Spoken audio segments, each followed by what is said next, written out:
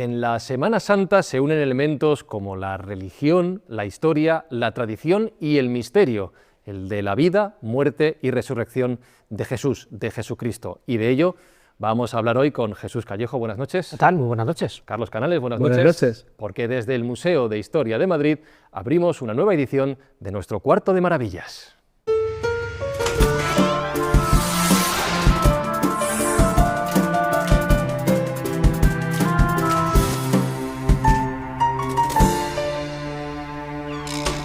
En la Biblia encontramos el relato de la vida de Jesús, pero también numerosos capítulos y pasajes que han quedado como una incógnita. ¿Qué es lo que no sabemos de la vida de Jesucristo? Pues casi todo. Vaya. No sabemos exactamente qué día nació, dónde nació, los años ocultos de Jesús, y desconocemos muchísimo sobre su pasión, muerte, resurrección y ascensión. Así que, como ves, nos queda mucho por aprender todavía sobre Cristo. Es casi más lo que no sabemos que lo que sabemos. Sí, de hecho no sabemos si nació cuando comienza la era cristiana, o sea, está todo dicho con eso.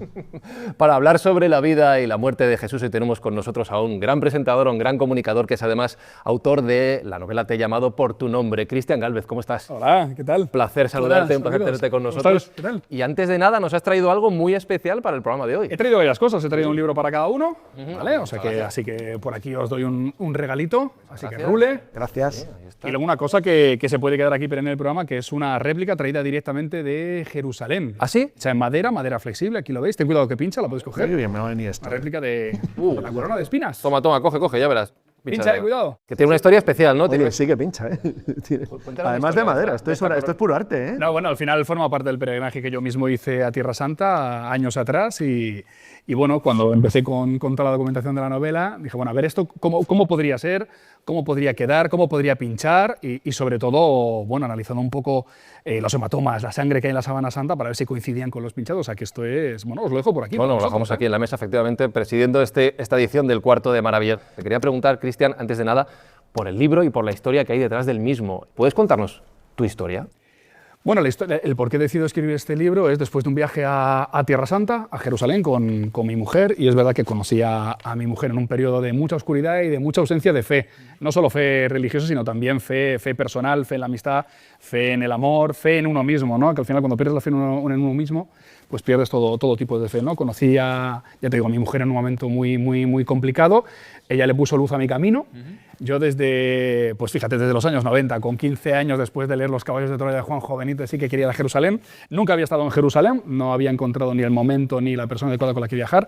Y ella, mi mujer, Patricia, ya había estado allí. Me dijo, yo te voy a llevar, por primera vez te voy a llevar a un sitio donde tú no has estado, ¿no? Y en ese momento fue, bueno, este es el lugar donde quiero estar, donde tengo que estar, y quiero escribir sobre esto, ¿no? Porque es verdad que mis anteriores trabajos literarios versaban sobre Leonardo da Vinci, vosotros lo sabéis mejor que muchos, pero es verdad que hablar de Leonardo trabajando en la tele me ha procurado muchos premios y también muchas cicatrices, no sé si por heridas narcisistas, no sé por qué, ¿no? Y llegó un momento en que dije, vaya, ya no voy a hablar más de Leonardo, porque ¿para qué? Y de repente, hablar de algo más grande todavía. No, y de repente encontré esto y dije, pero es que quiero hablar de esto, no voy a basarme en las heridas del pasado y voy a basarme en los premios, ¿no? En las cosas que me aportaron, sobre todo felicidad. Y dije, pues quiero hablar de esto, voy a perder el miedo y efectivamente quiero hablar de esto, así que... ¿Y cómo ha sido encontrarte con esos lugares, con esos símbolos, con toda esa historia frente a ti? Bueno, es verdad que hay cierta predisposición. Cuando uno va para allá, quiere encontrarse lo que desea encontrarse, ¿no? Pero es que allí sucedió todo. Ten en cuenta que yo soy creyente, pero si dejamos a un lado la parte divina o la parte teológica, también hay la parte humana, ¿no? Bueno, alguien llegó hace 2000 años y si hoy en día fuese una empresa, alguien tuvo un claim, dio un producto, la vida eterna, y ese producto a día de hoy todavía se sigue comprando, 2000 años después. Por lo tanto, desde el punto de vista empresarial fue espectacular, ¿no? Entonces, bueno, caminar por esa tierra, ¿no? Y poder... No pasear por la Jerusalén por la cual Jesús y los apóstoles caminaron, porque esa no existe. Existen determinados trazos, ¿no? Y restos debajo, ya lo vaticinó Jesús una y otra vez. Esto que veis, no quedará piedra sobre piedra. O sea, para que Jerusalén sobreviviera ha tenido que morir una y otra vez y resucitar, ¿no? Pero sí que, bueno, estar en Getsemaní, ¿no? Y poder ver los olivos y poder oler Jerusalén y respirar la Jerusalén del peregrino, de la gente que va allí a encontrarse con ellos mismos. Y también, ¿por qué no?, con la deidad. Pues es una experiencia única e irrepetible. Ese es el siguiente punto. Jesús es un líder espiritual, es un líder religioso, es un líder político, es una molestia para el Imperio Romano. ¿Por qué se decide ejecutar a Jesús? ¿Cuál es la justificación real? Es una molestia para el Sanedrín. Exacto. Claro, la molestia es para el Sanedrín. Para- Y aquí entran en juego muchos político judío. protagonistas. Está Anás, está Caifás, luego realmente Herodes, Pilato, que se lavan las manos. Es decir, ellos no lo ven como alguien peligroso en tanto en cuanto después de las entrevistas que tenemos en los evangelios, si los tomamos como veraces, no le consideran un tipo peligroso. A los que consideran peligrosos son a los judíos fanáticos que pueden iniciar una revuelta y pueden dejar de pagar un tributo al César. Con lo cual, si acabas con el Como líder, por ejemplo después de los gentiles sacrificando animales en el templo, ¿no? Entonces, realmente no encuentran, de hecho cuando le dicen tú eres rey, dice tú lo dices, pero no lo digo yo, lo dices tú, aunque él es verdad que él intenta establecer el reino de los cielos a través de la verdad, que es cuando le dice Pilato, pero ¿cuál es la verdad?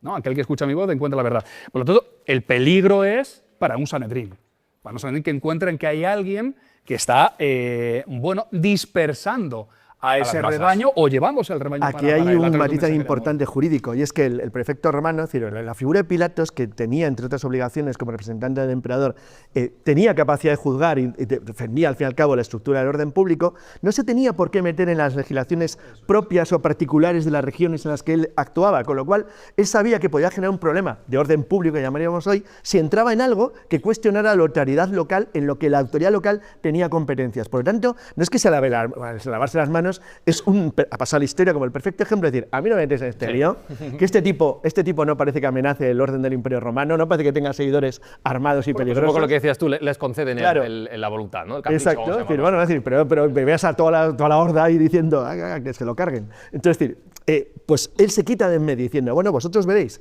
pero por otra parte, sin embargo, sí es responsable. Porque sí tiene como autoridad romana, sí tenía cierta capacidad de actuación y no lo hace. Sí, pero hay un problema ahí, hay un problema de base que es, si el Sanedrín le acusa de adorar a un falso dios, sí. tendría que haber muerto bajo piedra, Efectivamente. apedreado. ¿Por qué no muere Jesús apedreado dentro de un juicio local y lo llevan a Roma para que le crucifiquen? Sí, sí, claro, es que una crucifixión de tipo Claro. civil, es decir, como le equiparan a los Claro, ladrones. es un problema en Roma, no Eso es un problema es, para eso vosotros, porque le estáis acusando de falsa adoración, de falso culto. Y tiene que morir bajo piedra, no en la cruz. En la cruz sí es un líder político que se rebela y que mata romanos, ¿no? Como después hicieron en los años 60, 70, con la sicarios, celotes, etcétera, etcétera, etcétera, ¿no? Ya recordemos que Tito, cuando arrasa Jerusalén, decía Flavio Josefo que no había espacio para colocar más cruces allí, Sí. ¿no? Entonces, ¿por qué no muere apedreado? Una de las preguntas clave en este sentido es hasta qué punto podemos entender los propios evangelios como un documento histórico fiable y real. Aquí es donde entran realmente tanto la historia como la tradición. Sobre todo por el objetivo por el cual fueron escritos, porque además cada uno contiene información que convergen unos con otros, bebiendo de la fuente Q, de la mítica fuente Q, que además es una fuente incompleta, pero que además cada uno de los evangelios está destinado a un público diferente.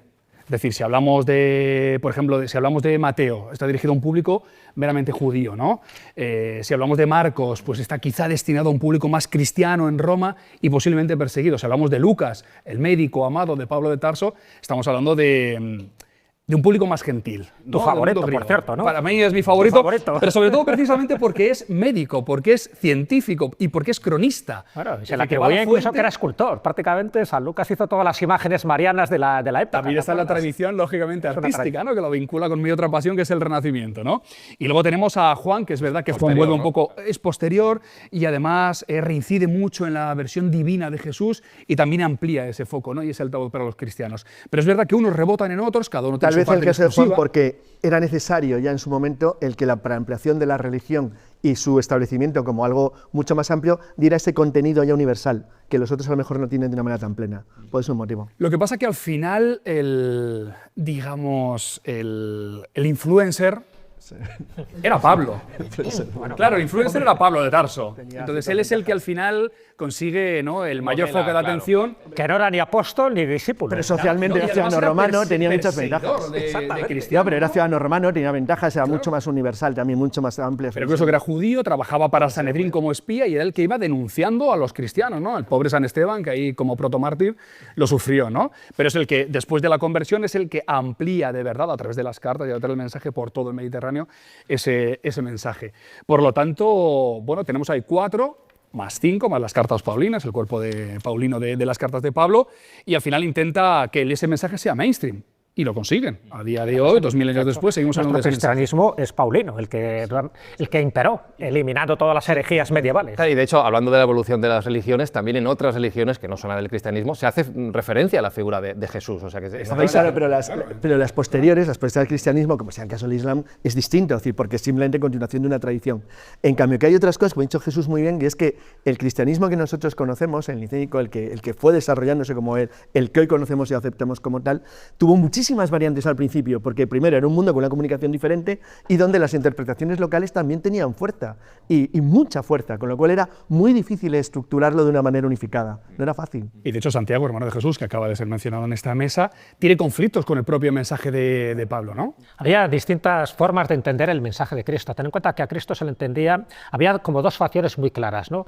Era un Mesías y por lo tanto era el ungido, que por cierto no era el único Mesías que había en aquella época. Claro, había muchos, porque hasta el año 70, con la destrucción del templo, hasta Bar Kokhba, había uno unos más. 11 Mesías que estaban pululando por allí, ¿no? Tal Teudas, un tal Simón el Mago y también estaba Jesús. Lo interesante es que Jesús es el que ha prevalecido, pero que había otros Mesías que también acabaron malamente. Y estaba también el Jesús guerrero, el que se pensaba que había llegado por fin para eliminar el yugo romano que les estaba atosigando a todos. Entonces, claro, entre esa mezcla, si era muy espiritual o también era guerrero, es donde había distintas divergencias dentro de las sectas y de las herejías. Y luego los concilios son los que se encargaron de determinar esto es lo correcto, empezando por los 4 evangelios canónicos. Y una gran sorpresa, y es que la gran sorpresa del mensaje de Jesús es que es universal. No se limita solamente a un pueblo, al pueblo judío. Entonces, eso sí que es raro, porque claro, los que esperaban la llegada del Mesías como poder político, eso les trastorna, les sorprende, porque no forma parte, por decir una manera, del relato esperado. Hay muchas incógnitas que nos han llevado hasta lo que hoy en día celebramos como la Semana Santa, todo lo que hemos rezado, hemos recordado durante siglos. Lo curioso, y ya avanzamos hacia toda la simbología de la Semana Santa, es que estos días de fiesta, de celebración, de recuerdo, no llegan a nuestras vidas hasta 3 siglos después. Ahí hay un hueco donde no se cuenta todo esto, se va construyendo esa leyenda, esa celebración. Bueno, pero a ver, es una parte lógica. Ten en cuenta que la religión cristiana como tal, es decir, no solo cuando se convierte en oficiosa, ¿no?, que eso ocurre con Constantino, sino cuando se convierte en oficial, que ocurre con Teodosio, es decir, a partir de ahí se convierte ya en esa religión hegemónica donde las otras religiones paganas, como era el culto a Mitra, como era el culto al Sol Invicto, etcétera, van quedando relegadas e incluso van siendo prohibidos sus templos. Entonces eso no ocurre hasta final del siglo IV. Sí, pasa lo mismo con las reliquias. Hasta el siglo IV no empiezan a aflorar reliquias. Hasta ese momento a nadie se le ocurría coger una espina de Cristo, un clavo de la crucifixión, porque encima se consideraba como algo de mal gusto, es decir, cómo vas a elegir un elemento que ha servido para crucificar y para matar a tu líder, ¿no? Es a partir del siglo IV cuando se empiezan a generar muchísimas cosas, y sobre todo a partir del Concilio de Nicea, ¿no?, que también es el que marca un poco los principios teológicos de lo que hay que creer y no hay que creer, con lo cual es como seguir lo políticamente correcto en aquel momento. De ahí surgen ya muchísimas herejías, donde dicen, bueno, pues era hijo de Dios, era un hijo adoptado, realmente tenía una naturaleza divina humana. De ahí surge todo este tipo de problemas. Entonces, evidentemente, los rituales, las fiestas surgen a partir del siglo IV, es decir, más de 3 siglos después del fallecimiento de Jesús. Y de los peregrinos, de toda la gente que empieza a ir a Jerusalén buscando la fuente de origen de lo que empieza a ser la religión más grande del imperio. Algo que, claro, es decir, genera un movimiento a lo largo de todo el imperio romano, con todo lo que pudiera pensarse, a pesar de que hablamos de una entidad de hace más de 1500 años, estamos hablando de una entidad políticamente organizada, donde las comunicaciones eran relativamente sencillas comparado con otros tiempos, y donde la comunicación entre partes va haciendo que lo que cuenta uno, yo he estado en Jerusalén, empieza a tener valor en la comunidad. Y de ahí surge también la idea de, pero me he traído esta espina del árbol con el que se hizo la corona. Y de esa manera vas creando toda una estructura que apoya la extensión de la religión. Y habría que hacer homenaje, si me lo permites, que hemos hablado de Constantino y de Teodosio, de la primera arqueóloga cristiana, por decirlo de alguna manera, de Santa Elena, que es la que decide buscar este tipo de cosas. Es la madre del emperador Constantino, ¿no? Que es la que le convence. Tiene una epifanía y va allí y revienta hasta un templo de Venus para buscar en el Gólgota dónde podría estar la cruz, que hoy en día en la Basílica del Santo Sepulcro está el punto marcado. Hay algunos iconos, algunos símbolos que han llegado a nuestros días. De ellos vamos a hablar en el programa, por ejemplo, de la famosa pintura de la Última Cena, con algunos detalles que esconden algunos secretos que vamos a desvelar, como por ejemplo, por qué existe un salero derramado. Pero hablando de todos esos iconos, de esos símbolos que han llegado hasta nuestros días en forma de tradición o de creencias.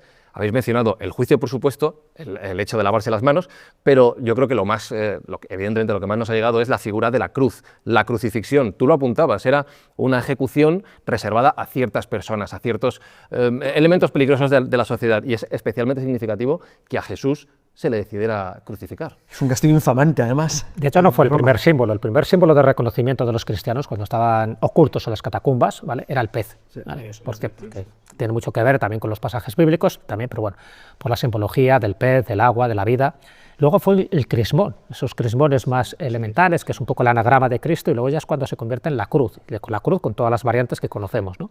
Entonces, fue como un signo de reconocimiento, por una parte privado, pero luego ya, cuando ya se oficializa, ya de una forma pública, llama la atención de que sea el elemento de la crucifixión. Cada uno tiene su momento. Por ejemplo, claro, el crismón pasó obviamente a la historia del cristianismo de manera inmediata porque es supuestamente bajo este signo vencerás de Constantino en el puente Milvio, y entonces a partir de ahí, claro, ya queda totalmente vinculado a la estructura dominante del Imperio Romano. Pero de la cruz es curioso porque la cruz que tenía que como castigo, al clásico, por ejemplo, a todo el mundo le sonará por el cine, Espartaco, a todos los crucifican en kilómetros de la Vía Apia. Era un tipo de condena, como ha dicho Cristian y también Jesús, una condena clara a quien había cometido delitos vulgares, miserables. No, pero sobre todo sedición, los rebeldes. La crucifixión era una de las peores ejecuciones, estaba reservado a los criminales más malvados, y normalmente era por sedición, es decir, a aquellos que estaban pues, vulnerando los principios del Imperio Romano, ¿no?, como tal. Y eso es que luego estaba el líder de una revuelta política con Roma. Porque no entonces, claro, porque todo eso es ejecutado en Roma, decapitado a la Roca Tarpeya. Entonces, al final, lo de la cruz, el símbolo, ¿no? Y luego todo el romanticismo que hay alrededor de si cargó con una cruz, cargó con el patíbulo, si fue crucificado por la mano, si fue crucificado. No, al final se va contando la historia como una especie de teléfono escacharrado, pero que al final el mensaje cala. Pero que al final el mensaje... Claro, va engrandeciendo la línea. Pero lo que no me encaja en toda esta historia entonces es por qué se cuenta que Jesús lo crucificaron con dos ladrones, ¿no?, a sus lados. Es que es verdad, se crucifican con dos bandidos, pero lo mismo, porque eran dos bandidos, dos rebeldes, que efectivamente pues, se les condenó de esta forma, ¿no? Que por cierto, los nombres, ¿no?, lo de Gestas y Dimas, viene de los evangelios apócrifos. Es muy curioso la cantidad de datos que luego tenemos asumidos y que no forman parte de los cuatro evangelios conocidos, sino de los evangelios apócrifos. Por ejemplo, el hecho de que, por ejemplo, José fuera carpintero, su padre, pues también forma parte de un evangelio apócrifo que se llama así, José Carpintero. Los magos. Claro, de los magos, en fin, hay muchísimos elementos que por una parte los descartamos como libros prohibidos o libros, en fin, que no convencen, y sin embargo luego sí que nos apropiamos de determinados detalles muy significativos, sobre todo cuando montamos el Belén, ¿no? Porque hay que rellenar las piezas del puzzle que faltan. Efectivamente.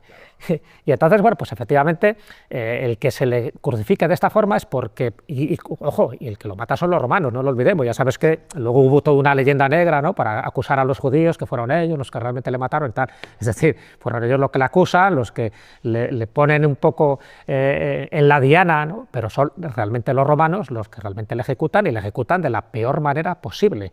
Y todo eso forma parte de la forma de entender el mundo romano, de que si alguien se desviaba de sus principios, ten en cuenta que cuando él nace en la época de Augusto Cristo y muere en la época de Tiberio, es decir, que en ese momento Roma no admitía ningún tipo de transgresión a sus normas. El caso de Cristo es totalmente atípico que él muriera de esta forma. Entonces se tuvieron que dar muchísimas confluencias y muchísimas acusaciones falsas para que él muriera como murió. Y que él provocó. Y que él provocó, bueno, en parte. Y que él provocó, porque él sabía cuál era el destino. En los evangelios hasta tres su misión. Claro, él sabía que para conseguir el propósito y su misión, él anuncia en los evangelios hasta 3 veces lo que le va a ocurrir. Por lo tanto, él tiene que provocar que algo ocurra. Ahí está por eso, ¿no? Ese es abrupto, ¿no?, en el mercado, ¿no?, cuando él monta la que monta. Hay un momento en el que él decide que tiene que ir a Jerusalén y que tiene que montar lo que tiene que montar. Es decir, que el mayor fracaso a los ojos de los que le rodean es necesario, es imprescindible para la consecución del propósito. Pues te voy a hacer una pregunta, Cristian. Visto lo visto, si realmente es verdad que había un propósito mesiánico y con una misión muy clara, y la de Jesús lo tenía claro, ¿la misión de Judas también él sabía el papel que le correspondía en esta película? ¿Me lo preguntas a mí? Sí. Yo te digo que independientemente del Evangelio de Judas, que además está incompleto y tal, y que le dice que él será el número 13, ¿no?, como Antonio Banderas en la peli de los vikingos, para mí Judas es necesario, claro, forma parte de la consciente de su misión. Ese es el gran debate y posiblemente sobre eso escriba dentro de un poquito, porque si vaticina 3 veces lo que va a suceder, necesita instrumentos. Y necesita alguien que entienda cuál es el propósito de verdad. Yo creo que hay dos grandes personajes de la historia que rodea a Jesús de Nazaret, que son el sumum del sacrificio. Está María por un lado y Judas por otro. De hecho, además, si el Sanedrín hubiera contratado a Judas para traicionar a su rabí, a su maestro, le hubiera pagado con 30 monedas de oro. Sin embargo, a él le dan 30 monedas de plata como gratitud, ¿no? Como una especie de propina que al final termina devolviendo, y que ni siquiera sabemos cuál es el final de Judas, porque tenemos dos finales. Uno se ahorca y el otro se destripa, ¿no? Se destripa, pero él cae por un barranco, pero cae, le tiran. ¿Qué sucede ahí? Barranco de la sangre, ¿no? Asesinato, accidente. Claro, entonces para mí Judas es un instrumento súper necesario. Hablabas antes de un término, Carlos, que me ha llamado la atención, que era el de la humillación. Ya no solo lo ejecutan, sino que a Jesús además le humillan. Se le castiga específicamente de una manera brutal. Y en este sentido entra la figura de la corona de espinas que hoy nos has traído, que es efectivamente ya colocar al rey su corona y terminar de humillarle y de hacerle sufrir hasta en los elementos que menos podemos imaginar. La corona de espinas es todo un símbolo realmente de esa humillación. Pero es un símbolo no solo la corona, sino el hecho de que tengas que portar ese patíbulo, el madero transversal, hasta el lugar de tu propia crucifixión, e incluso que te pongan la capa rojo-púrpura, que no podía ser púrpura, porque púrpura era un sacrilegio en el mundo romano. Solo existe con el púrpura, que es el color del emperador, bueno, te podrían matar ahí mismo, ¿no? Entonces las burlas, las capas de los romanos, ese rojo-púrpura, que te la pongan, el paño púdico, que no púbico, ¿no? Púdico tapando las partes pudendas. Sí, al final, lógicamente, bueno, pues imaginaros lo que puede ser un soldado romano comiendo mal, cobrando mal, estando en Judea cuando quieres estar en Roma, y de repente te ordenan castigar a un tío, ¿qué tal? Bueno, pues los habría mucho más misericordiosos, como puede ser el mundo apócrifo de Estefatón y de Longinos, o lo vuelcas todo. Vamos a volcarlo todo aquí, que está muy bien ejemplificado, por ejemplo, en La Pasión de Cristo de Mel Gibson, ¿no? Entonces, que al final es condición humana, hay de todo, lo bueno y lo malo, y ahí está el equilibrio, el yin y el yang, ¿no? Por lo tanto, claro, vamos a ridiculizar, teniendo en cuenta que la paliza que recibe Jesús de Nazaret forma parte de un castigo proporcionado por Pilato para evitar la crucifixión, pero no lo consigue. Ya, lo que quiere es, efectivamente, es quitarse todo este problema. Vamos a reventarlo un poco y yo creo que con esto es suficiente, y al final no. Y además, luego hay una historia paralela que es maravillosa, el personaje de Barrabás. ¿Existió Barrabás? Que liberan en lugar de Jesús, ¿verdad? ¿Existió esa tradición de liberar a un reo? Roma jamás, por lo que me conste, por haber preguntado a especialistas de la materia, Roma jamás hubiera liberado a un asesino de romanos. Pero es jamás. Muy bueno para el discurso. Claro, es peor todavía. Sí, pero imagínate si te lo cambio. Imagínate si te digo, Bar Abbas significa el hijo del padre. Imagina, porque Jesús, dentro del Padre Nuestro, él dice Abba, Abba, padre. Le llama papá. Si Bar Abbas es el hijo del Padre y el pueblo pide la liberación del hijo del Padre, están pidiendo la liberación de Jesús de Nazaret. Claro, no Entonces, por lo tanto, ¿por qué no le liberan?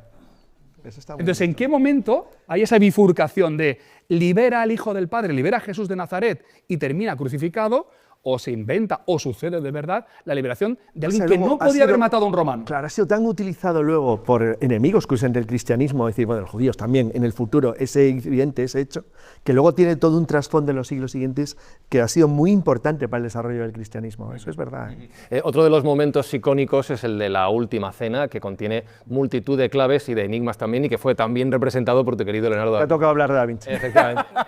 En el Bueno, ya me voy. que todos conocemos. Pero antes de nada, ¿el momento de la Última Cena realmente se sabe si ocurrió de verdad esa Última Cena? Sí, O varias últimas. O varias últimas. Exactamente, todo indica que sí, efectivamente. Además ocurre en una casa con cierto prestigio, que era la esposa de Arimatea, en un momento donde él es consciente, si aplicamos un poco esa teoría de que él sabe perfectamente cuál es su misión, si seguimos un poco la cronología teológica, por decirlo así, sería la noche del jueves, ese jueves santo, en fin, esa Pascua, el viernes es cuando lo crucifican y el domingo es cuando resucita. Tengo que decir que esa sería un poco la cronología, que luego también está un poco en entredicho, pero él es consciente de que eso va a ocurrir, que por cierto, en la Última Cena es donde surge también alguna que otra superstición, ¿no? Lo del viernes 13, por ejemplo, o no sentarse 13 en una mesa, viene de ahí, porque claro, de esos 13, 2 mueren malamente al poco tiempo, ¿no? Luego todos acaban muriendo, pero 2 muy rápidamente. Y luego, efectivamente, se ha representado artísticamente de muchísimas maneras y también surge otro de los iconos dentro del mundo de las reliquias, que es el grial. Es decir, solo había un grial, un vaso, había 13, por lo tanto, de esos 13... Cada uno tendría su vaso. Habría, claro, entiendo que cada uno tendría su vaso, su escudilla, su grial, y 3 son los más importantes. A ver, no van a beber todos. Además es mucho más grande. Que rule el vaso. Y tres serían los más importantes, por supuesto el de Jesús, el de San Pedro y el de Judas. Judas, claro. Hablas de que podía haber varias últimas cenas, varias despedidas de Jesús. Sí, ¿por qué no? Incluso hemos hablado ya, ¿no?, del proceso judicial de Jesús. Incluso hay muchas teorías, ¿no? Y si leemos a los Piñeros, ya hay un montón de especialistas versados y ensayos sobre esto, que el juicio podría haber durado incluso días, semanas, ¿no? Es decir, si nos ponemos a escudriñar los evangelios y vemos el proceso de Jesús, pasan muchas cosas en muy poco tiempo. Sí, se concentra mucho. Es arrestado en Getsemaní de madrugada, va a casa de Anás, Caifás, se va a Pilato, de Pilato se va a Herodes, de Herodes se va a Pilato y muere todo en tipo un par de días, ¿no? 3 de la tarde. Claro. Claro, estamos hablando de una mañana. Son muchos acontecimientos, ¿no? El hecho de cuánto duran los interrogatorios, cuánto duran las vejaciones, cuánto duran los castigos, cuánto dura la exposición del ex homo, ¿no? Son demasiadas cosas, pero dicho lo cual, al final es como si nos ponemos a criticar la película 300, porque no fueron 300 espartanos, sino fueron miles, pero que sirve para contar ese discurso y, claro, el pozo al final queda, ¿no? Y muchos mensajes que al final han sido condensados en uno solo. Pero también es importante ese momento, ¿no? Eucaristía, Judas aparece de nuevo como gran protagonista de la última cena, en la que dice, uno de vosotros me entregará, no uno de vosotros me traicionará, ¿no? Y parece ser que uno de los ángeles le dice, lo que tenéis que hacer, hazlo pronto. Es decir, sé lo que vas a hacer, venga, vamos allá. Estoy destinado. Menea las aguas. ¿No? De hecho, la representación de Judas en el cuadro de la última cena también es muy característica. Claro, lo que pasa es que, aparte, un detalle solo antes, hay una cosa muy curiosa, y es que dentro de la tradición, hablamos, porque como no estuvimos en la cena, obviamente, dentro de la tradición hay algunos elementos incluso proféticos del conocimiento que vas a citar de Jesús, del destino, de lo que va a ocurrir allí. Por ejemplo, cuando dice que él, cuando está con el vino, no volverá a tomar ya vino, sino es en el reino de los cielos, con lo cual estás anticipando lo que va a ocurrir.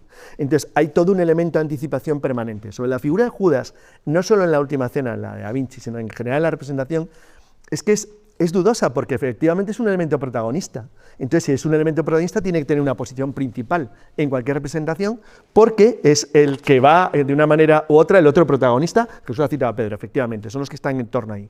En el caso del cuadro de Da Vinci, hay para mí una cosa, yo no soy un especialista en arte, pero una cosa tremendamente llamativa, y es que la posición lineal de la fuga del del fresco inmenso, está orientado por primera vez en un cuadro para que tú estés inmerso dentro de la escena. Entonces, estás dando un protagonismo no solamente a la gente que está en la mesa, sino al que lo está viendo, al que tienes de testigo, porque la idea es que forme parte de la mesa en la que se está celebrando un acto que va a ser importante para todo el mundo, no solo para los reunidos. Sí, sí. Además, ese maravilloso trampantojo utilizando la matemática, pero que sin embargo... Bueno, sí, matemático, claro, efectivamente, es puro ángulo. Sin embargo, en ese refectorio estaban sentados de manera transversal, es decir, estarían todos sentados de lado, pero presidiendo la mesa. Claro, esa es una de las grandes incógnitas. No tiene sentido que estén sentados como nosotros aquí. No, porque ¿sabes por qué? Si no verían las espaldas. No, porque tienes que pedir mesa para 26. Claro, o sea, si todos se ponen al mismo lado, oye, me das mesa para 26, porque ahí no se va a sentar nadie, ¿no? Ese es un buen detalle. Claro. De hecho, hay varios símbolos, varias incógnitas en el cuadro. Hemos mencionado, por ejemplo, lo del salero, el salero derramado. Sí, hay gente que no se da cuenta de ese pequeño detalle. Entonces, con el brazo derecho de Judas, que por cierto, en la mano está sujetando una bolsa, se supone que es las 30 monedas de la tradición, está derramando un salero, ¿no? Y la sal, ya sabéis que a nivel simbólico tiene muchísima importancia, no solo porque era, en fin, era el estipendio que se pagaba muchas veces los legionarios, ¿no? De viene lo de salario, no solo porque era importante para conservar los alimentos, sino también porque uno de los epítetos que se da a Jesús es la sal de la vida. Con lo cual está representando muchísimas cosas el que derrames ese salero. Por cierto, en aquella época ya era una superstición, ¿no? Derramar la sal, o sea que no es algo que se cree en ese cuadro en concreto. Entonces hay multitud de detalles de este tipo, incluso un nudo, ¿no? Que hay dentro de lo que es el mantel, y que sería muy interesante que Cristian nos lo revelara, porque evidentemente Leonardo da Vinci no daba puntadas sin hilo. Él está recogiendo una tradición muy antigua. Claro, entonces la disposición que tiene, el que esté por triadas los apóstoles, todo eso indica algo, ¿no? Incluso hasta parece que se ha encontrado una especie de motete o de himno musical si juntamos la posición de las manos junto con los palos. Eso es muy reciente, además. Sí, ya estamos hablando de posibles teorías de los signos del zodíaco representado en cada una de las personalidades de los apóstoles, que es verdad que la última cena, en la pintura mural en el refectorio de Santa María de Grace, no vienen los nombres específicos, pero sí que hay copias de la época que te dicen quién es quién. Lo van indicando, claro. Entonces, constelaciones también. Los grupos de 3, si es una lucha entre el bien y el mal, porque ahí la parte de la izquierda es mucho más sombría que la parte de la derecha. Entonces, bueno, hay mucho ahí de Leonardo. Lo que sí que está claro es que si estamos hablando de Jesús hombre, deberíamos hablar de Leonardo hombre. Y a Leonardo hombre le daba igual la pintura. ¿Cómo que le daba igual? Le daba absolutamente igual. O sea, ¿cómo es el esto? momento en que utiliza temple y óleo sobre yeso en la pared y decide utilizar huevo porque le apetece experimentar con una técnica Está pintado nueva, con huevo. Está pintado con huevo y a los pocos años esa pintura empezó a caerse. A caerse. Es decir, lo que hoy estamos observando en Santa María de Gracia, después de una gran restauración que se hizo años atrás, es posiblemente un 20 o un 25% de la majestuosidad que tuvo esa pintura.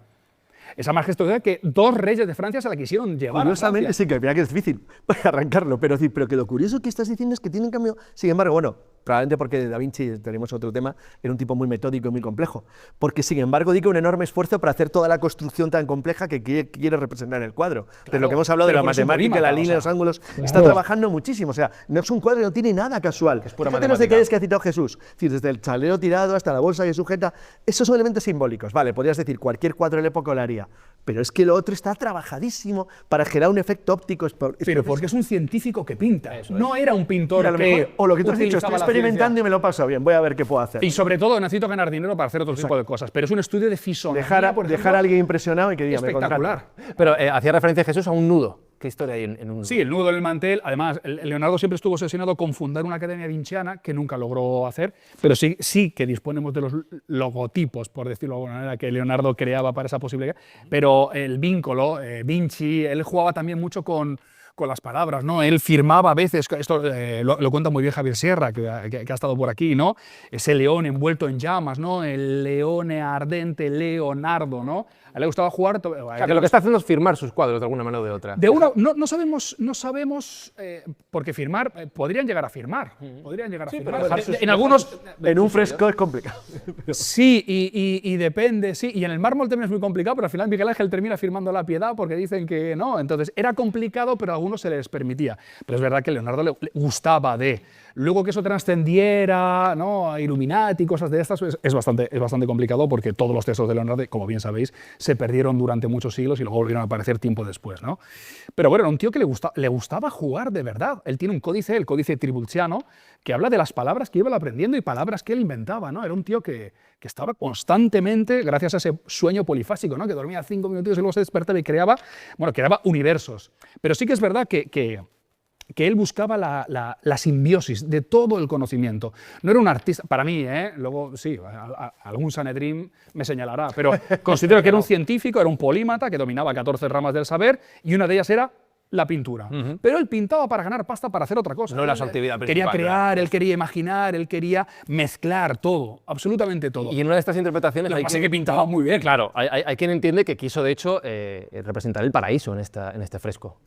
Sí, es un poco el fondo que también hay. En fin, hay muchísimas interpretaciones. Es verdad que se han generado muchísimas teorías, incluso conspiranoicas, ¿no? El paraíso posiblemente sea la más suave o la más light de todas. Hay un par de ellas que me interesan mucho más que incida Cristian, que es un auténtico experto. Primero, no tienen los aros de santidad, lo cual ya llama mucho la atención, porque casi siempre que vemos una representación de la Última Cena, todos aparecen con la aureola esta de santidad. Aquí no aparece ninguno con la aureola de santidad. Otro detalle es que parece que hay un autorretrato también de Leonardo da Vinci, que sería el apóstol Mateo. Otro símbolo. Otro Eso detalle es muy eso era muy habitual, ¿eh? Era muy Simón sería... Habría que ver comparado con qué autorretrato, porque esa es otra historia. Y con qué edad, porque también ese es otro problema. Y luego uno de los enigmas, lo digo porque luego ha generado muchísima literatura, sobre todo en el siglo XX y también en el siglo XXI, que es pues la representación que hace de San Juan, ¿no? Con un aspecto muy afeminado, apoyándose en el hombro de Jesús, y eso pues ha hecho pensar de si realmente hubo una mujer o no hubo una mujer, si a nivel estricto, ¿no? Dentro de lo que era la ortodoxia judía, podía ser factible que una mujer estuviera en esa última cena. Entonces me gustaría saber un poco tu opinión. No, pues mira, rápidamente, porque además es que nos podía dar para 20 programas, ¿no? En el caso de la figura de, Dan Brown fue el que elevó a la categoría de psicología de masas el universo María Magdalena. No es María Magdalena, pero podría haber sido María Magdalena. ¿Por qué?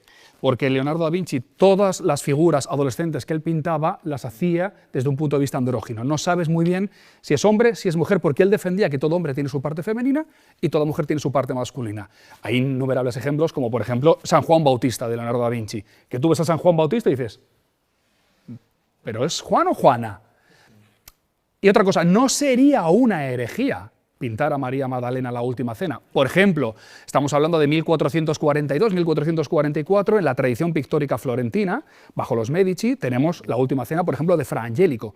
En Fra Angelico aparece Jesús, los 2 apóstoles, y aparece María Magdalena rezando con ellos. Por lo tanto, tened en cuenta que pintar en el Renacimiento, en esas ciudades-estado de Italia, no es lo mismo vivir en Florencia que vivir en Roma, o vivir en Venecia, o vivir en Milán.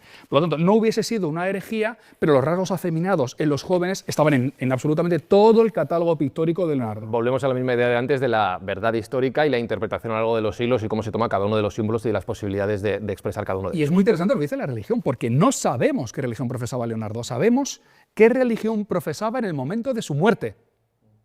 Porque él pide ser enterrado en una capilla con una serie de condiciones en ese último testamento, pero hay una serie de símbolos que te hace pensar que vagó entre religiones a lo largo de su vida. Era un verso libre, ¿eh? Era un verso libre. Su madre árabe, una esclava árabe. Él escribía de derecha a izquierda, por ejemplo, ¿no?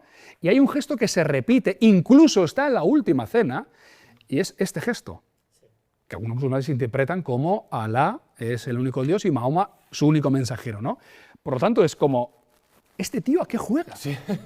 Sabemos cómo murió cristiano. Sí. Murió cristiano. Bueno, pero no sabemos... Igual que tiene algo de trampantojo, la Última Cena, es que hay trampantojos de otro tipo. Si Hombre, los cuales claro, están llenos de secretos, hemos comentado lo de la música de pasada. Si de verdad las manos y la posición de las manos oculta una música, imagínate el nivel de precisión que estás buscando para que alguien, porque supongo, si tú decides ocultar algo, es porque lo ocultas con la esperanza de que alguien lo descubra. Eso es. Es un juego al futuro. ¿Tú sabes lo que es planear un juego al futuro? No, es increíble. Es una maravilla. Es construir una cantidad de capas que saber. solo un genio como Leonardo podría ser capaz Claro. de hacerlo. Pero habéis hablado de la representación de la imagen de algunos de los discípulos, pero tenemos que hablar del rostro de Jesús, el rostro de Jesús que ha llegado en nuestra historia con ese pelo largo, con esa barba, con estos rasgos característicos. Y esto es... ¿Cuándo nace esa idea del rostro? Y si es verosímil. ¿Cuándo y por qué? Claro.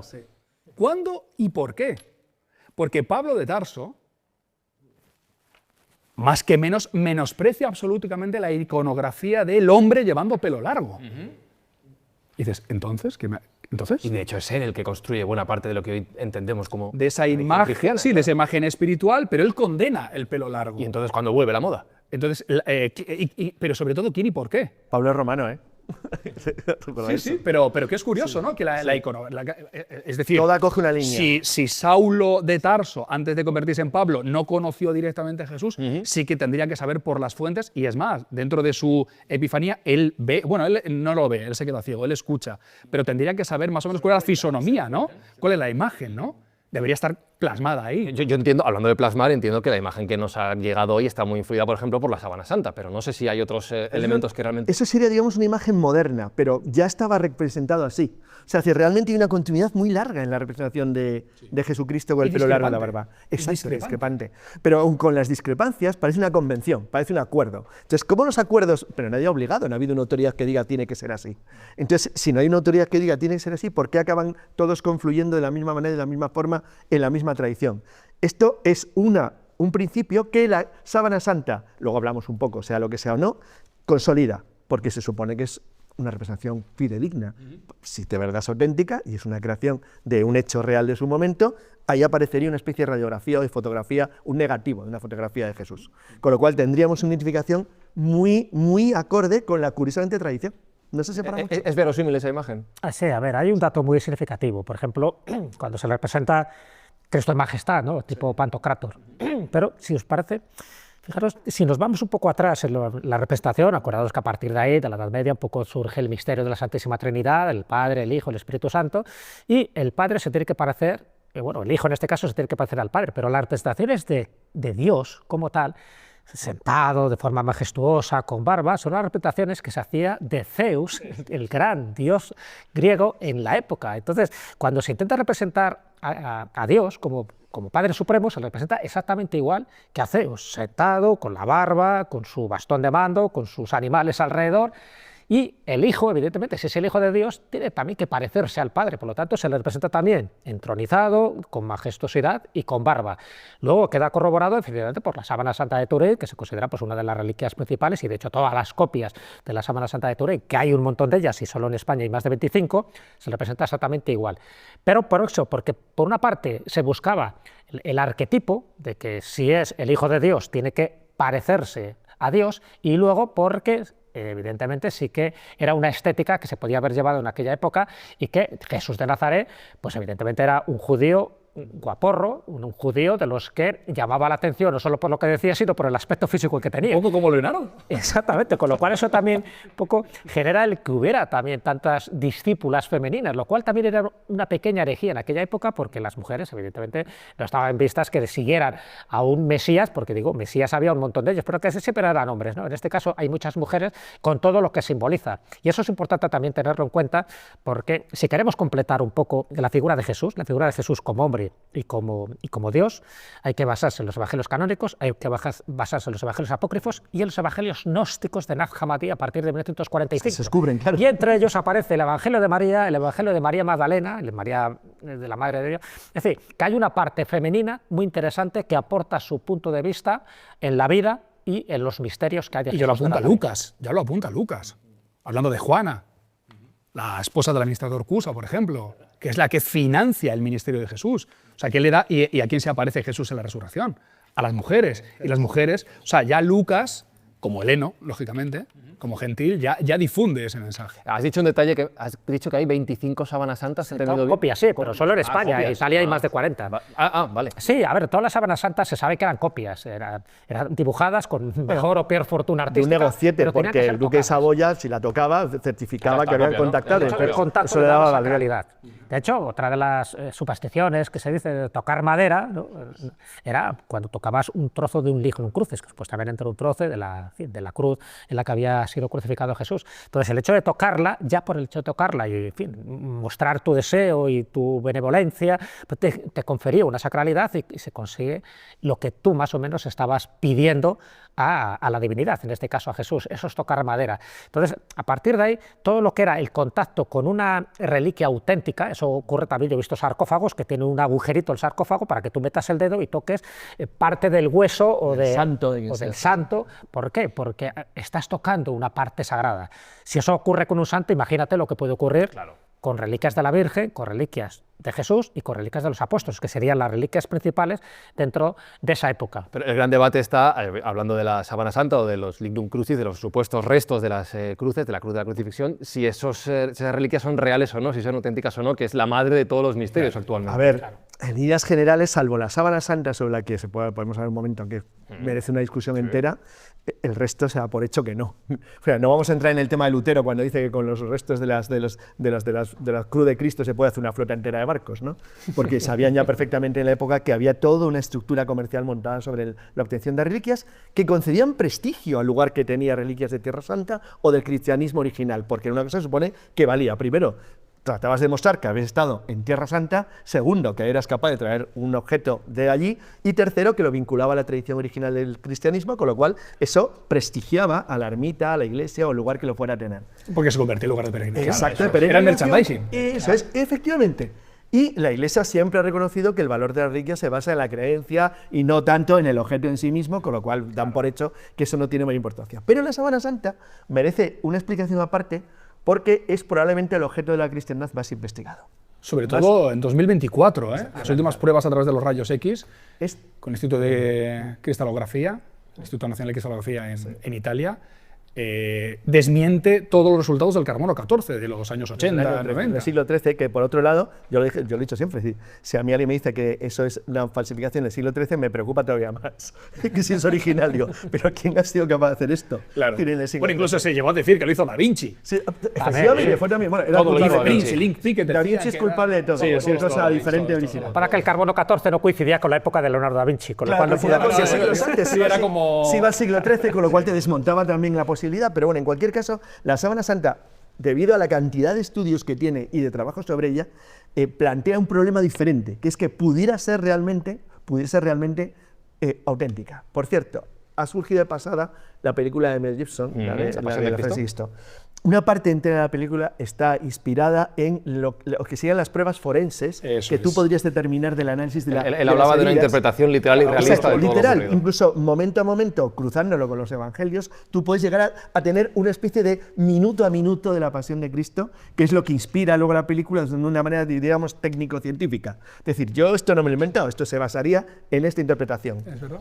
Es verdad que de todos los objetos del cristianismo, ha habido siempre un interés en seguir investigándolo por la posibilidad muy precisa de las primeras investigaciones muy antiguas ya de la NASA, que incluso miraron, las que recoge básicamente para todos los oyentes los que estén viendo, Caballo de Troya. Ahí está toda la investigación original, ahí hay un montón de información sobre ella, y es verdad que no deja de ser el objeto del cristianismo, obviamente más importante en ese sentido. Y hablando de reliquias, a través de las reliquias a lo largo del tiempo podemos ver cómo evoluciona también esa iconografía cristiana, esa representación de los símbolos del cristianismo. Claro, sin ninguna duda. De hecho, en muchísimos cuadros, por ejemplo, cuando hablamos de la Última Cena, aparece el grial. Allá tienes una de las reliquias y el distinto paradero de esa reliquia, donde hay confluyen dos de esas reliquias importantes del grial en España. Uno es en la Basílica de San Isidoro de León y otra en la Catedral de Valencia. Luego estaríamos hablando de la lanza de Longinos, también muy importante porque es otra de las reliquias que se ha considerado como de primer orden, incluso un objeto de poder, buscado ni más ni menos que también por los nazis. También. Claro. Y luego, evidentemente, pues las reliquias que son más fáciles de multiplicar, como son los crucis, como son las espinas, como son los clavos, etcétera, etcétera. Entonces eso es lo que hizo que a lo largo de la Edad Media hubiera mucho tráfico de reliquias, pero también que se representara de una forma muy expresa todo este tipo de elementos, tanto en frescos y, por supuesto, en el Vaticano y en cualquier lugar que se convierte en puntos de peregrinación, precisamente por eso, porque tiene una reliquia de la época de Cristo. Bueno, si cogemos el DeLorean y viajamos en el tiempo e intentamos a lo que a día de hoy se podría llegar a considerar la primera representación de Cristo, ya hemos mencionado el Lignum Crucis, ¿no? Ya hemos mencionado la madera de Cristo, el grafito de Alexámeno, digamos que es posiblemente, además, un grafito en piedra dibujado, ¿no? En nada más y nada menos que en el Palatino. Sí, además del siglo I, que y además de una manera irónica, que también lo mencionabais, de una manera despectiva de Alexámeno adorando a su falso dios, y aparece una figura, ¿no? Antropomorfa, una figura humana crucificada con la cabeza de un asno, de un burro, burlándose del dios al que rezaba Alexámeno, a lo que Alexámeno contestó: Alexámeno es fiel, ¿no? Digamos que esa podría ser, estamos hablando nada más y nada menos del siglo I. Claro, es que es casi contemporánea. Por eso La tiene primera tantísimo valor. representación de la crucifixión de Cristo. Sí. Satírica, pero la primera, con lo cual ahí tiene ese mérito. Y luego ya si nos metemos en las catacumbas de Roma, si nos metemos en San Calixto, en Priscila, pues ahí empezamos a ver lo que hemos ido comentando, ¿no? Que si el buen pastor, que si la curación del paralítico, todo con una iconografía un poco diferente a lo que ya se termina asentando, digamos, desde el siglo IV, siglo V en Sinaí, que es la imagen del Pantocrator, la imagen de Jesús, pelo largo, con barba, quizá con una mirada un poquito más severa, un poco más de juez, ¿no? Pero vemos a la representación de, pues, por ejemplo, a Jesús como buen pastor, llevando siglo II, estamos hablando, llevando a su oveja, ¿no? Que recuerda un poco la parábola de las 100 ovejas de San Lucas, ¿no? Y el Agnus Dei. La oveja extraviada, ¿no? Que nos alegra, la has dejado 99, pero me voy a por la que he perdido, ¿no? Haciendo una metáfora con ese pescador de hombres, ¿no? Y fijaos que, por ejemplo, en la adoración de los magos tenemos dos. Tenemos una en un sarcófago, que está en el Museo del Vaticano, y otra en catacumbas romanas, a las afueras de la gran urbe, en la que sí que recogen esa tradición apócrifa, por decirlo de una manera, en la que aparecen tres figuras, ¿no? Cuando la Biblia menciona unos sabios de Oriente, y son los textos apócrifos que dicen, tres reyes, tal, y se va reconstruyendo que podían ser incluso espías, ¿no? Has hecho la mención a un elemento que ha pasado desapercibido, hemos hablado del pelo, pero has mencionado la barba de Cristo. ¿La barba de Cristo también es verosímil? ¿Realmente pudo llevar esa barba? Sí, en la época en la que él vivió y en el entorno judío, desde luego. Entre los legionarios romanos, imposible en esta época. Jamás, nunca. Iban pelados como los marines actuales. Totalmente, además eran tipos muy altos, con lo cual llamaban mucho la atención para ser legionario romano que en 1,70 m. Con lo cual eso significaba que eras totalmente distinto en general a la población de la época e incluso en muchos pueblos la barba o el pelo largo no solamente forma parte de su cultura, sino también era para los romanos el afeitado, o sea, si era una manera clara de distinguirse entre ellos de lo que eran las poblaciones bárbaras, es decir, extranjeros, de todo tipo. O sea, el pelo de ser peludo es una cosa de bárbaro salvaje. Luego es verdad que a partir de Adriano, los emperadores romanos incluso llegan a llevar barba, pero como la tuya.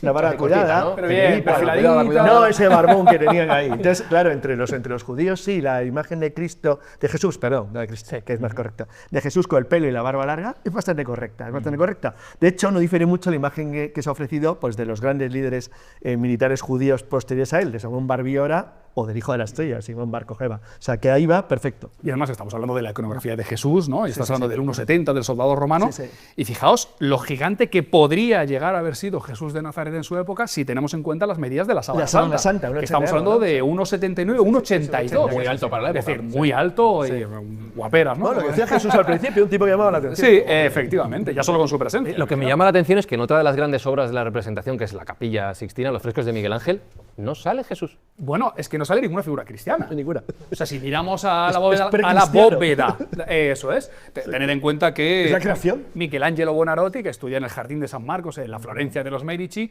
estudia el Midrash, la Cábala, el Talmud, y todas las figuras que aparecen en la bóveda son judías.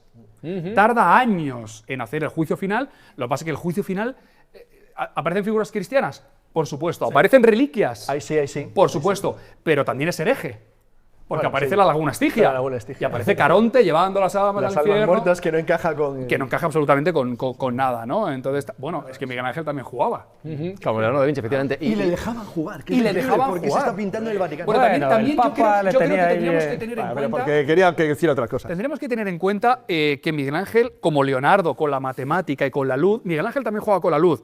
No podemos pensar hoy que la misma iluminación que tiene la bóveda de la Capilla Sixtina es la misma que hace 500 años. Por lo tanto, desde abajo, mirar allá arriba con una iluminación con velas, hay determinados detalles, cuidado, que son complicados en la bóveda de la Capilla Sixtina. Porque si Dios es padre de Adán, pero Dios es madre de Adán también, Adán está pintado con un ombligo.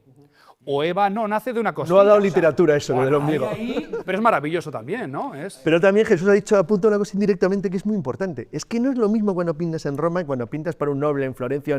Es que los papas entendían, un huevo de arte. Y tenían sus propios criterios, sus propias ideas de marketing. Claro, y de lo que encargaban. Es que Y salía de lo que cómo hacían. vendo Todo tiene una a través de finalidad. claro, Y de hecho, no es lo mismo Tipos- pintar allí que pintar en España, y quiero mencionar un cuadro, Velázquez, con Cristo, que tiene 4 clavos, efectivamente. ¿Cómo es esto, Jesús? A ver, ahí viene un poco esa mala interpretación de lo que era una crucifixión. Evidentemente hoy se sabe perfectamente que no podía haber sido crucificado por la palma Y no de la se mano. puede porque se desgarra. Sí, está claro, ¿no? Que además la sábana de Turín pues, lo indica claramente. Pero por entonces se pensaba que era así. Todas las representaciones pictóricas de la crucifixión de Jesús, desde, bueno, pues eso, de Tiziano, Velázquez, cualquiera, siempre lo representan así. Lo que varía muchas veces es los pies, a veces con un solo clavo y a veces con 2 clavos, ¿no? Con lo cual eso también indica mucho el tráfico de reliquias, porque no es lo mismo que hubiera 3 que hubiera 4. Porque al final Bueno, indica básicamente que ningún pintor se sometió a la prueba de clavársela aquí. está claro que ahí, ¿no?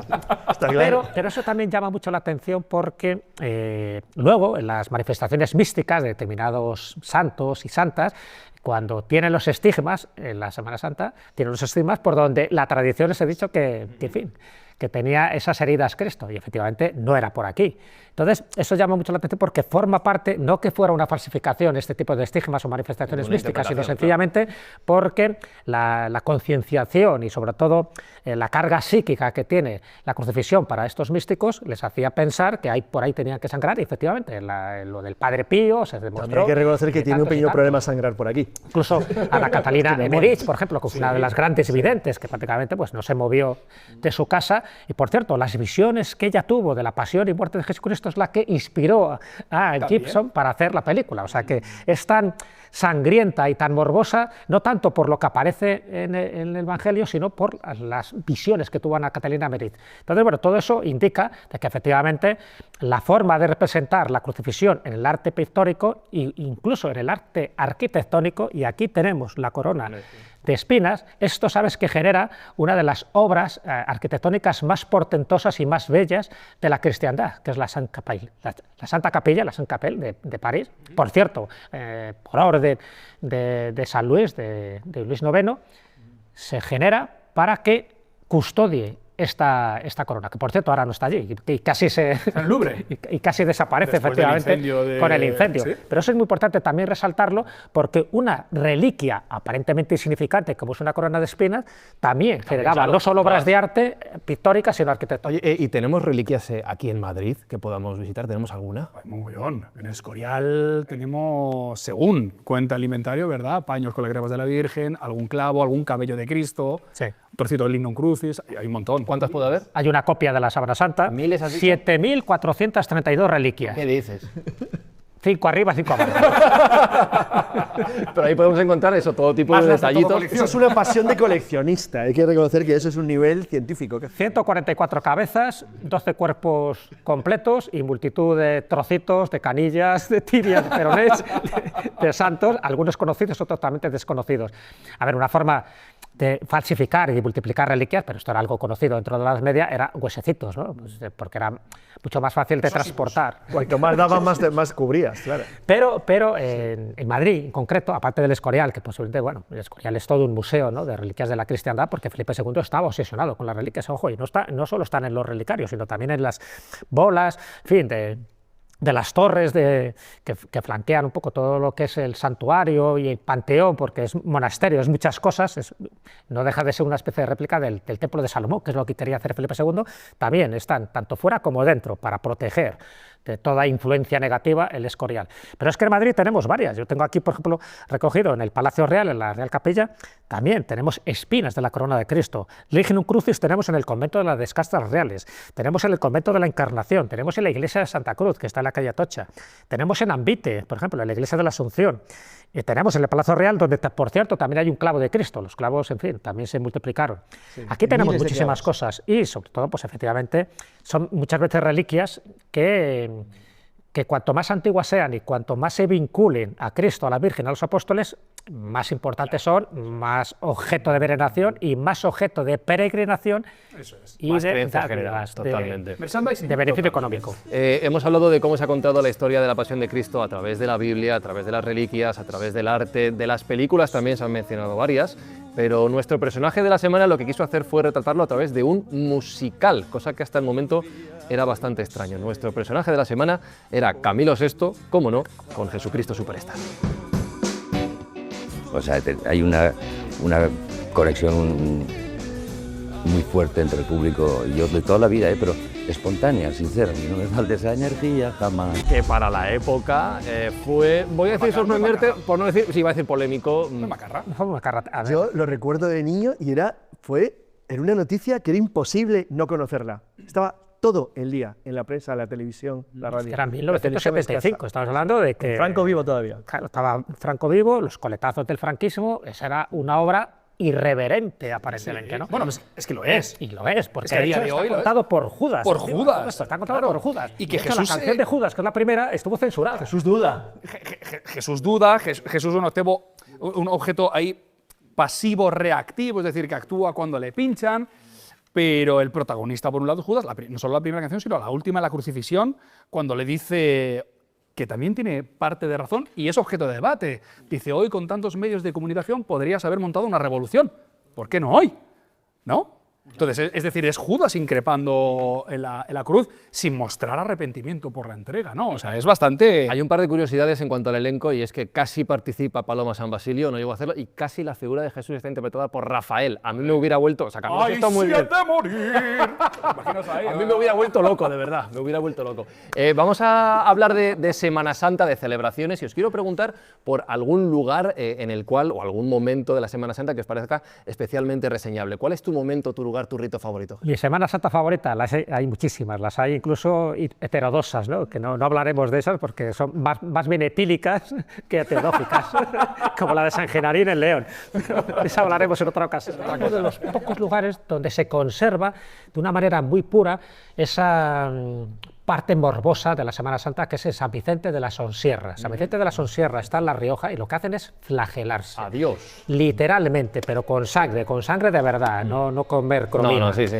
Y entonces lo que se busca era buscar esos flagelantes que había en la Edad Media, que muchas veces cuando ocurría una epidemia o cuando ocurría pues, una catástrofe, los flagelantes voluntariamente se ofrecían a expiar los pecados de esa comunidad porque pensaban que si había llegado esa catástrofe es porque algo malo se había cometido. Y a día de hoy lo hacen. Se flagelaban y a día de hoy se siguen haciendo, incluso con las ampollas que se van generando en las espaldas de tanto fustigarse, van otras personas con una especie de cristalitos para reventar esas ampollas para que salga la sangre, en fin, para que se purifique de alguna forma, ¿no?